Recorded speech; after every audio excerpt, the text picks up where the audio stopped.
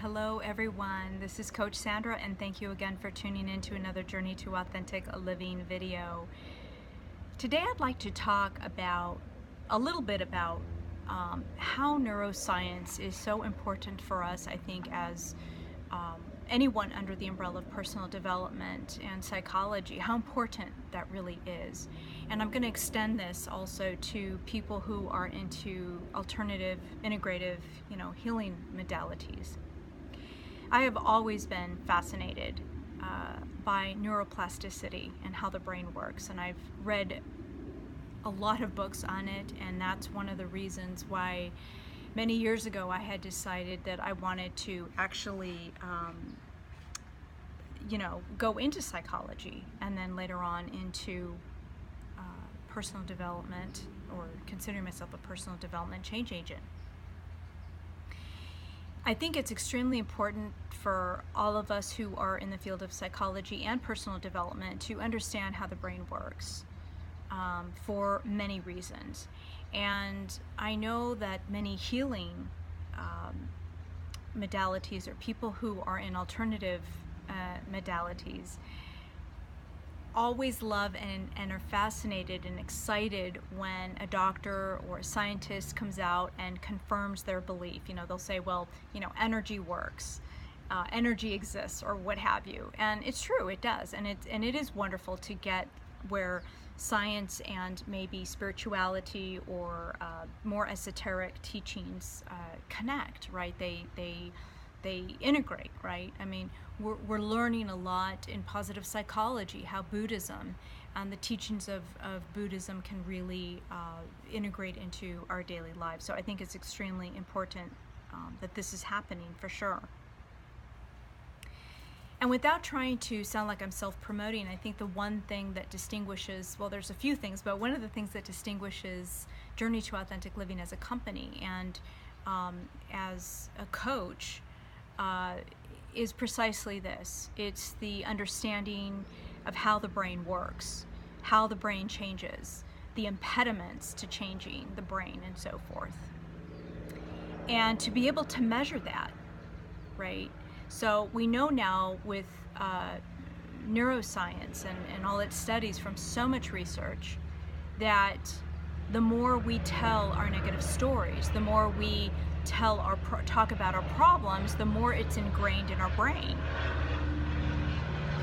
And so we're discovering that talk therapy really isn't helping anyone to the degree that perhaps it should. I mean, you can be in psychotherapy for years and years and years and years, yet there are many therapists now saying, well, wait a minute, we need to kind of measure that. I mean, somebody's coming to me and spending a lot of money and a lot of time and maybe not using a modality to help that individual shift, because that's really, I think, the goal of a therapist, of any kind of therapist working in psychology and personal development, need to keep in mind. I would like to think that my colleagues believe that as well.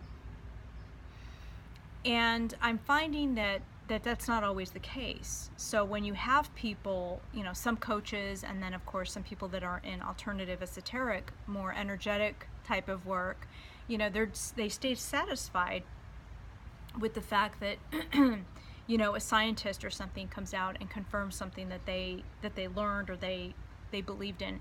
And again, that's fine and dandy, but let's not stop there. When we have people coming to us as clients, right? I mean, if you're going to go to a mechanic to get your car oil change, or something happened, or your car crashed and you need to repaint it or do any works, I mean, you want to make sure that you're going to an individual who's a professional, who you're going to pay and then end up having results.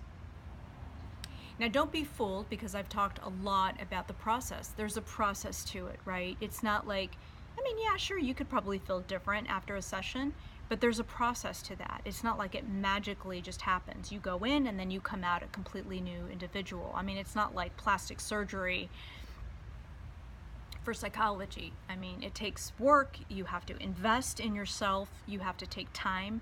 When you hire somebody like me, you're not gonna, it really needs to be concentrated. You need to be focused. And you need to have measurable outcomes as well. Oftentimes, people in my field, which I'm ranking a whole lot of people, I'm not picking on one particular therapy, I'm alternative and traditional. A lot of people, they go in and there's not always a lot of measurable outcomes, but both coach and coachee need to be doing the work, right? So I've talked about this in other videos. So I think it's really important. You don't need to become a PhD in brain health, but I think it's really important to know what neurotransmitters are, what dopamine is, serotonin, how it works, to understand the dark side of dopamine, to understand memory, how memory works, to understand what we do when we go into our memories. In NLP or hypnosis, they call this the trance, which, by the way, we always are. When we're talking, we're kind of in this trance, not like an unconscious trance, although it's that kind of subconscious work and understanding subconscious work. So we need to understand this, I think, in order to be a very effective change agent. You know, this really needs to occur. People come to us because they want results. And, you know, there are a lot of therapies out there that are not as efficient. They're not being practiced as efficiently. And there's no blame or anything. I'm just stating it for what it is. So we really want to come in and understand that emotional intelligence is extremely important, and more important than intellectual intelligence.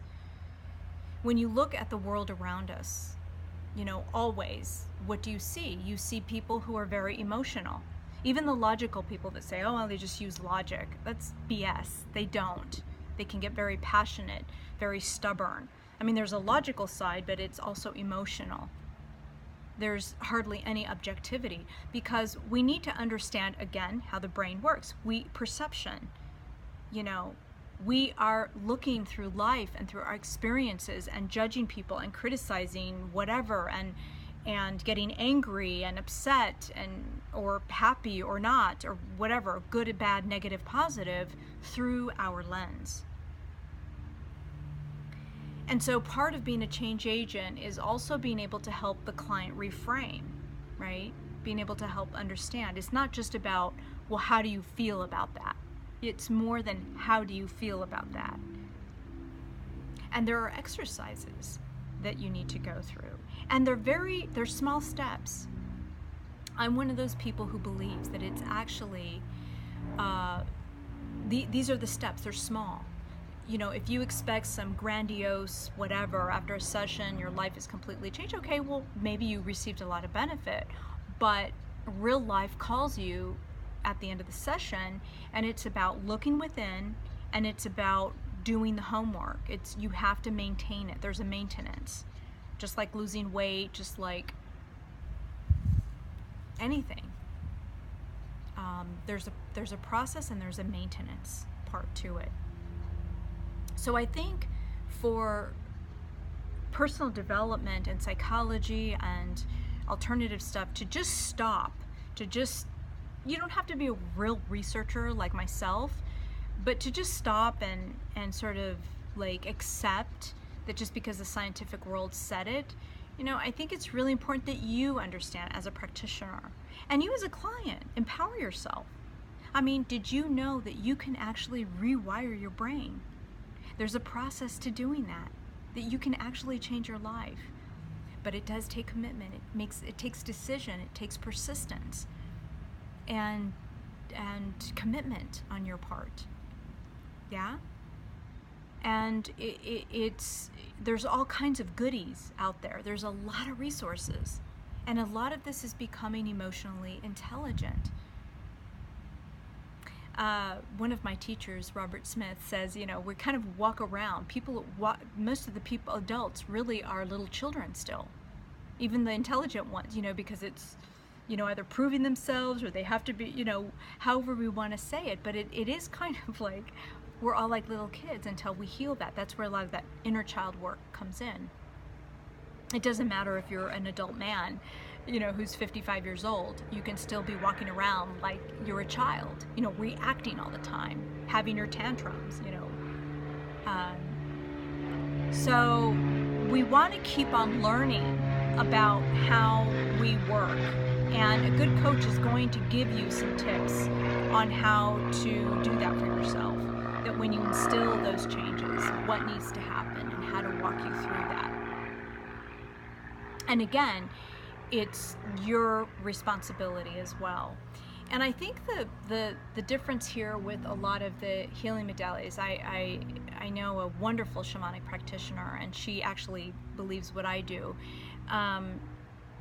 You can come to sessions and there are definitely going to be some changes when it comes to alternative integrative stuff. Totally beautiful.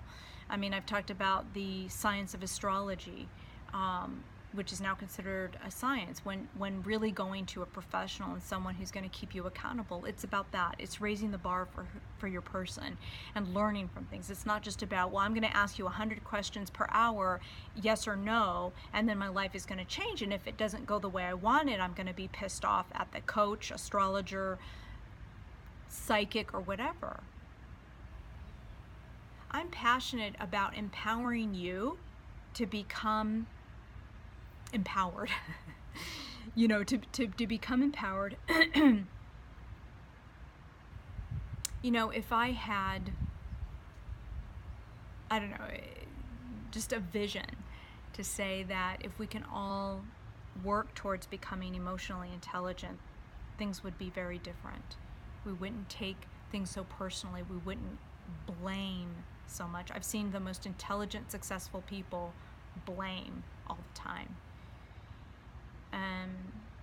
And there's a lot of self-entitlement going on, and there's a lot, and this too is a paradigm in which one looks through, right? That those are the lenses, yeah?